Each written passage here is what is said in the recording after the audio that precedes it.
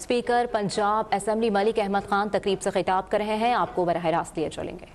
Faisal sports میں بڑی effort کر رہے ہیں، لیکن بھائی خوگرے حمد سے تھوڑا گلہ بھی سنتا جا۔ میں ایک ایسے ملک میں رہتا ہوں جہاں 25 کروڑ لوگ ہیں۔ میں ایک ایسے ملک میں زندہ ہوں جس کی آبادی نصف سے زیادہ غربت کی لکیر کے نیچے بستی ہے۔ میں ایک ایسے ملک میں رہتا ہوں جہاں پہ 65% لوگ ہاؤسنگ کے مسائل کے شکار ہیں۔ میں ایک ایسے ملک کا باشندہ ہوں جس کی آدھی سے زیادہ آبادی آج بھی پینے کے صاف پانی ان کو میسر نہیں۔ میں ایک ایسے ملک میں ہوں جہاں صحت اور تعلیم، یہ میرے لیے آج نیوز تھی جب مجھے تنویر بھائی نے یہ ایک بڑا اچھا کمپیریٹیو پیپر دیا، دس از نیوز فار می، اور میں اپنی نائیوٹی کم علمی پر بھی کہ بھائی میں تو آج تک کبھی اس اینگل سے دیکھا ہی نہیں۔ یہ کمپیریٹیو انالیسز جو انہوں نے میرے آگے رکھا، میں نے ایسے کبھی غور نہیں کیا تھا کہ کلیکٹیولی میں چاروں صوبوں کے بجٹس کو جو کہ ہیلتھ اور ایجوکیشن کے ہیں ان کو اکٹھا کروں تو کتنے پیسے ہیں پاکستان میں پر کیپٹا جو خرچ ہوتے ہیں پر پرسن، کتنے پیسے ہیں صحت پر اور تعلیم پہ خرچ ہوتے۔ جناب علی، میں نے کہا کہ خوگر حمد سے کچھ گلہ سنتا جا۔ آپ کے 90% دیہات سیوریج کے بغیر ہیں۔ آپ کے کاروبار کارپوریٹ سوشل رسپانسبلٹی کے بغیر ہیں۔ آپ کی انڈسٹری کی گروتھ مجھے زندہ رہنے کا حق نہیں دے رہی۔ آپ کی لیدر ٹینریز مجھے سانس لینے کا حق چھین رہی ہیں میرے سے۔ آپ کی پولیوشن زمین اور ہوا کی آپ کے قصور کے گرد و نواح کے دیہات سے نکل کر میرے دیہات تک پہنچ چکی ہے۔ میں تکلیف میں ہوں۔ آپ جس ایکسپورٹ کی بات کر رہے ہیں، دنیا آپ کی کارپوریٹ رسپانسبلٹی کو دیکھنے کے بعد آپ کو ریٹ کرے گی۔ آپ کو دیکھے گی کہ آپ اس فضا کو صاف رکھنے میں، لوگوں کو سانس لینے دینے کے قابل رہنے دینے میں آپ کی چمنی سے نکلتے دھوئیں کو کون ٹریٹ کر رہا ہے۔ You have to see that sir, آپ نے دیکھنا ہے۔ I am in agreement with this tax rates.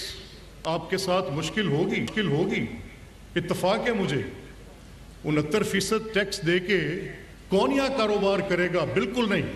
اور اگر آج کی حکومت وقت، چاہے وہ کسی گورنمنٹ کی حکومت ہو، اگر وہ اس کی order of the day regulation ہوگی، سرمایہ کار کا پیسہ یہاں سے پیچھے ہٹے گا، اگر فیسیلیٹیشن ہوگا تو پیسہ واپس آتا جائے گا، اس میں کوئی حرج ہی نہیں ہے۔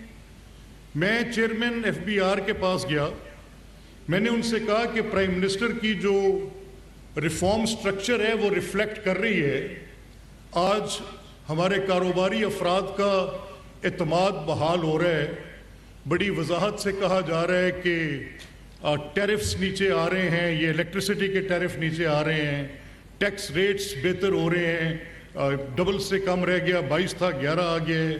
یہ بھی کہا جا رہا ہے کہ جو FBR کے ریفارمز ہیں اس میں فوربس کی رپورٹ آ رہی ہے جس میں اس کی وہ بڑی تعریف کر رہے ہیں کہ پرائم منسٹر کی جو ٹیکس ریفارم ہے that is actually helping the industry. یہ باتیں ہو رہی ہیں، یہ اس کا ایک پیرلل ویو ہے جو سیالکوٹ چیمبر کے ہمارے دوست نے آ کے دیا کہ اتنی بڑی ٹیکس ریٹرن کے بعد کاروبار کا وائبل رہنا یا اس پیسے کا شفٹ کر کے کہیں اور جانا، یہ ساری باتیں ایک جکسٹا پوزیشن میں برابری کی سطح پر رکھنے کے بعد اگر کوئی فیصلہ کن بات ہو سکتی ہے وہ یہ ہے کہ اس حکومت کے آنے کے بعد وہ جو ایک غیر یقینی صورتحال تھی کہ ڈیفالٹ ہو جائے گا، الحمدللہ آج نہیں ہے۔ IMF پیچھے ہٹ جائے گا، الحمدللہ آج IMF کے ساتھ جو معاہدے تھے تکمیل پا چکے ہیں۔ یہ مشکل کہ پاکستان کسی بہت بڑی گہری کھائی میں گر چکا ہے اور اس کے کوئی اٹھنے کے امکانات نہیں۔ آج لوگ امید کی بات کر رہے ہیں، آج لوگوں کو توقع ہے، آج لوگ اس नज़र के साथ देख रहे हैं जिसमें पाकिस्तान के अंदर सियासी इस्तेहकाम तो आ गया और मुआशी बेहतरी की कोशिशें कैसे की जाएं। जंगें लड़ी जाती हैं, जंगें अपनी बका की खातिर लड़े जाती हैं, लेकिन जंगें कौन मांगता है? मैं तो नहीं मांगता। मुझे जंगों से डर लगता है, मुझे खून, मुझे बारूद और धुएं की बू से डर लगता है। मैं बसना चाहता हूँ, जिंदा रहना चाहता हूँ।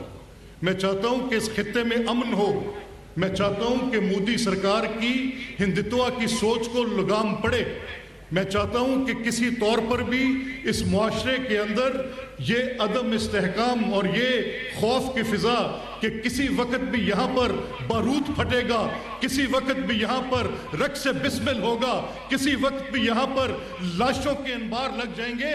मुझे इससे डर आता है, मुझे खौफ आता है कि यहाँ पर हेजमनी कायम नहीं हो सकती हिंदुस्तान की, बिल्कुल नहीं। मैं घबराता जरूर हूँ इंसानियत के आला असूलों की खातिर, लेकिन मैं किसी से खौफजदा नहीं। अगर कोई मेरी सालमियत पर बुरी नज़र उठाएगा, देखेगा खौफ इस नज़र से कि मैं इनको नीचा दिखा कर जाऊं, तो फिर अपनी अपनी सॉवरेनिटी की खातिर लोग लड़ते हैं। सदियों की तारीख का सब तो यही है।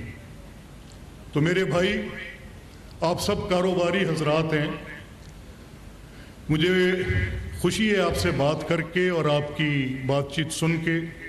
मैंने वज़राए कराम की गुफ्तगू सुनी। आज वज़ीर आला मरियम नवाज़ कुछ नई जहतें कायम कर रही हैं, इसमें कोई शक नहीं है। मैंने देखा है कि कुछ ऐसे रिफॉर्म्स वो एजुकेशन में, हेल्थ में, ट्रांसपोर्ट में, सफाई सुथराई, म्यूनसिपल सर्विसेज के हवाले से, you name it and you count it, there are more than 110 listed reform programmes मैं रोज़ सुनता हूँ और नज़र भी आते हैं। वो हर ज़िले में जाके करती भी नज़र आ रही हैं। अल्लाह ताला उनको कामयाबी दे, हम दुआगो हैं, उनके साथी हैं और हमारी ये ख्वाहिश है कि वो अपने इस मकसद में कामयाब हों। बतौर वफाकी हुकूमत के शहबाज साहब दिन रात मेहनत कर रहे हैं, कोई शक नहीं उसमें। वो आपको मैक्रो स्टेबिलिटी तो दे रहे हैं, आपके इकोनॉमिक इंडिकेटर्स बेहतर कर रहे हैं, आपकी टैक्स रिफॉर्म्स कर रहे हैं। मे बी जो चेंबर्स कह रहे हैं कि कुछ टैक्स स्लैब्स बढ़ रही है, मैं I am not happy with chairman FBR। मैं तो बेशक शहबाज साहब उसकी तारीफ करते हैं, सो he is the prime minister, he knows it तो कैसे कहते हैं, लेकिन मैं उनकी रिफॉर्म स्ट्रक्चर पे थोड़ी बहुत अपनी एक राय रखता हूँ और पब्लिकली रखता हूँ, जैसे भी अभी कह रहा हूँ। मेरा सिर्फ एक आपसे मुतालबा है, जो आपसे करने वाले काम है। सिकंदर आपके पास पॉइंट आउट करके गया है, what we could do we are doing it. सिर्फ रोड इंफ्रास्ट्रक्चर की कहानी नहीं है, सिर्फ बिल्डिंग्स, स्कूल्स बनाने की कहानी नहीं है। मैंने आपके सामने पहले एक तस्वीरी खाका रखा है कि हम जितना भी करेंगे वो बहुत थोड़ा है। अगर development speaker Punjab assembly Malik Mohammad Ahmad chamber of commerce and industries से खिताब कर रहे थे और उन्होंने कहा कि कौमें जंगें अपनी बका की खातिर लड़ती हैं।